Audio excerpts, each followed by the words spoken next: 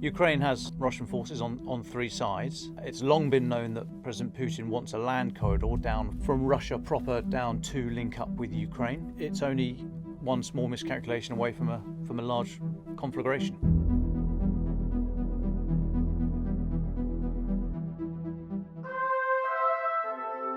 President Putin is styling himself as a modern great leader of Russia, and he sees the settlement at the end of the Cold War as a retreat for and an embarrassment and a humiliation for Russia.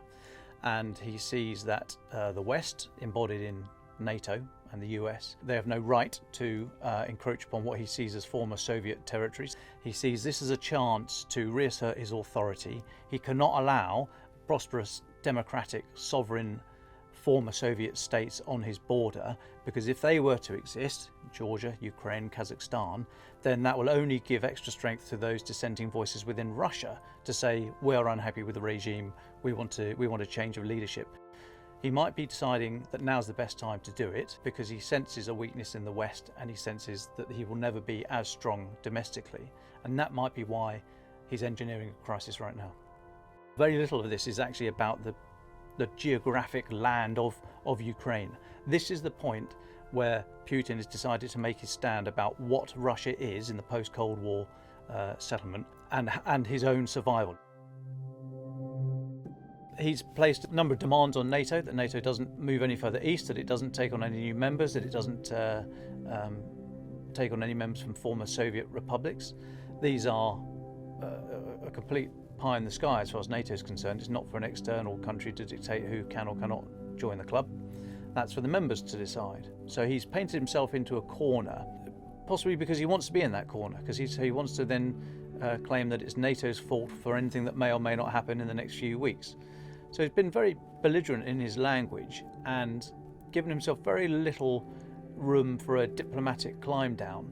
And the most worrying thing is he's not a stupid man. He would have done that out of calculation. So if he's decided not to give himself an off-ramp from this diplomatic crisis, then that's because he must want it, and that is very worrying. There is a real threat of invasion, possibly more out of miscalculation than design, but there are about 100,000 Russian troops massed on the border. Exercises starting this week in Belarus, which is to the north of Ukraine, and Russia annexed Crimea to the south in 2014. Very unlikely that Russia would pick a military fight with a member of NATO. There were questions, certainly under the Trump presidency, about what America would do in the event of an armed incursion against a NATO state. I think those questions have been put to bed, and they're certainly not up for debate enough to make Putin feel that he is confident of the alliance crumbling were he to attack Estonia in the Baltic region, for example.